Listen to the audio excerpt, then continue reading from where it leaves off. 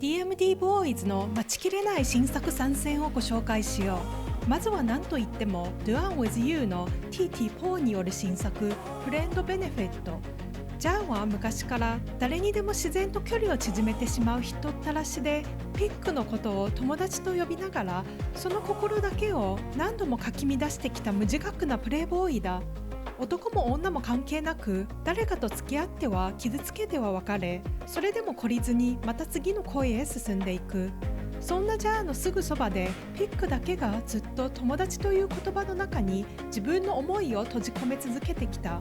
こんな人を好きになってはいけないと分かっていながら、それでもジャーのそばを離れられずにいた。友達という言葉にすがりながらその枠をとっくに超えてしまうほど近づき、期待しては傷つくことを何度も繰り返してきた。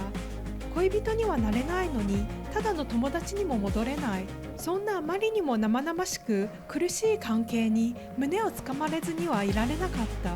そして The One with You を終えたばかりの TT とポーをこんなにも早く新たな作品で再び見られるとは思ってもいなかった。2人がまた一緒に帰ってきてくれることがただただ嬉しくて、今から期待で胸がいっぱいになった。皆さんこんにちは。 BL ホリックのムーニンです。ネタバレを含むのでご注意を。では早速始めましょう。2作目は同じく The One with You で人気を集めたノースとオットーの新作。2人がついに自分たちだけの物語を持つことになり、心から嬉しく思った。しかも Into ラチャでノースは思わず息を飲むほど神々しい金髪姿。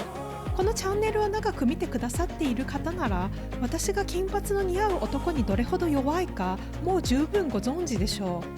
う。ラチャはジェーンと別れてから1年後、思いがけない形で再会を果たす。その頃ジェーンは体を売ることを拒んだために芸能界を追われ、全てを失った末にバーのウェイターへ応募していた。だがその店の経営者こそもう二度と会うことはないと思っていたラチャだった。終わったはずの2人の時間がこうして再び動き始める。今度こそジェーンの心を取り戻すためラチャは全てをかけると決めた。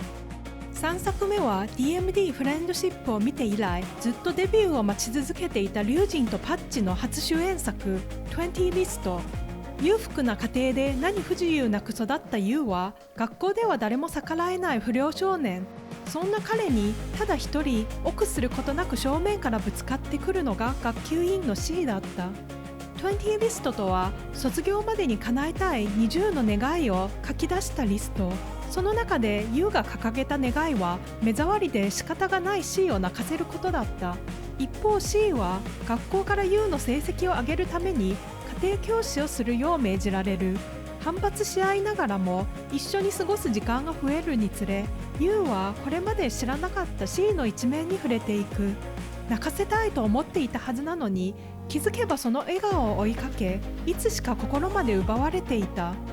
DMD フレンドシップは DMD のタレントたちがデビュー前に合宿生活を送りながら自分だけのパートナーを探していく企画。作品の中では見られない素顔やまだ何者でもなかった頃の初々しさに触れられるのでぜひ見てほしい。何気ない会話を重ね少しずつ互いを知り、その中で唯一無二のパートナーを見つけていく。2人が出会い惹かれ合い同じ道を歩むと決めるまでの過程を見届けられることこそこの企画の何より素敵なところだと思う。今年もすでに半分が過ぎ、 BL 業界は後半戦に向けて一気に加速し始めた。待ちきれない新作が次々と押し寄せてくる中、この勢いのまま一緒に後半戦も楽しんでいこう。また次回お会いしましょう。ではでは。